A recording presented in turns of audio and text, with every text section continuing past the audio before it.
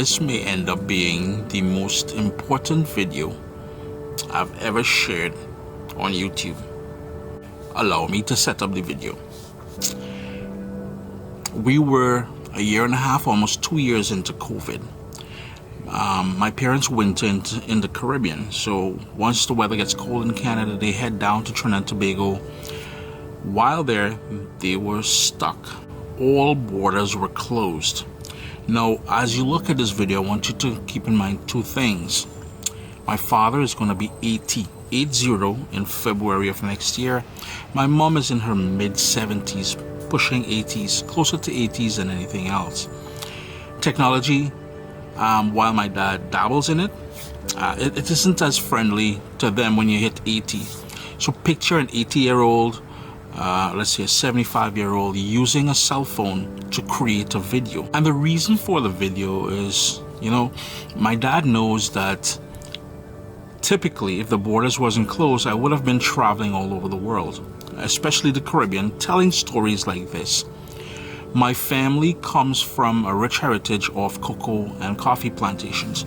And when I use the word plantation, I know some of you get the wrong sort of idea what a plantation is. It just means a big old garden. It has nothing to do with slavery and stuff like that.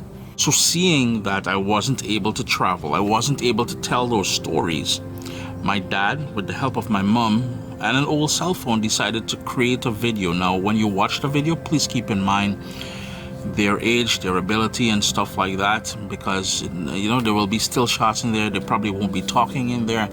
And it took me a while. I sat on this content for a year and a half. So the content has been sitting there, and I chose not to share it until now, simply because it was something intimate. It was something my dad and my mom did for me, but they wanted it shared because that's the whole idea of filming it.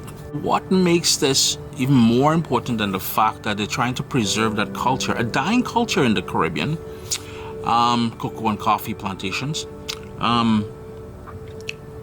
It is important because now that I have a son, he's going to be 2 at the end of the year. It is important for me to pass on that knowledge to him, as I pass on knowledge to my entire audience when it comes to the recipes I share and the culinary culture of the Caribbean. When we were young, myself and my brother lives in the Bronx. We had the opportunity to go with my dad to where the plantation, we no longer own the plantation, it's all forest now, but we had the opportunity to go a couple times to see where my dad grew up, to see the plantation, to see the old cocoa and coffee trees, to see the old orchard that's there, and a lot of citrus and as well as avocado and mango and plantain and all those different things. I even remember that it was a hot day and we were chased by a donkey. Yeah, a donkey chased us, trying to bite us kind of thing. There was a waterfall on the line. I never knew we had waterfalls in where this place is. Now, it's overgrown now. My son, Zaire, will never have the opportunity to go there. I don't know how to get there. It's deep forest now. It's forested. On the way there, I remember my dad stopping and telling us stories about him and the scolding he would get from my great-grandmother. He lived with my great-grandparents. They owned the estate. Because a lot of people don't know this, one of the longest train tunnels in the Caribbean is in Tabaquite, where the cocoa and coffee estate is. My grandma, my great-grandmother, would tell him, you're not allowed. And while it was a shortcut for him to go through the tunnel, to walk through the tunnel, rather than go over the mountain and then from school to where the estate was or is, he would still go through there because she was scared a train would come while he's in there and he would get injured. So a few things. Keep in mind the age of my parents, the technology they're using, and they're very happy using it. Just because they wanted to provide content for me so I can earn a living. And the fact that by telling these stories, not only will my son be able to see the process, you would be able to see the process. So it is a long video. I do long form content. There's no two ways about it, because that is how I tell stories. That's how my forefathers told stories. Let's get into the video.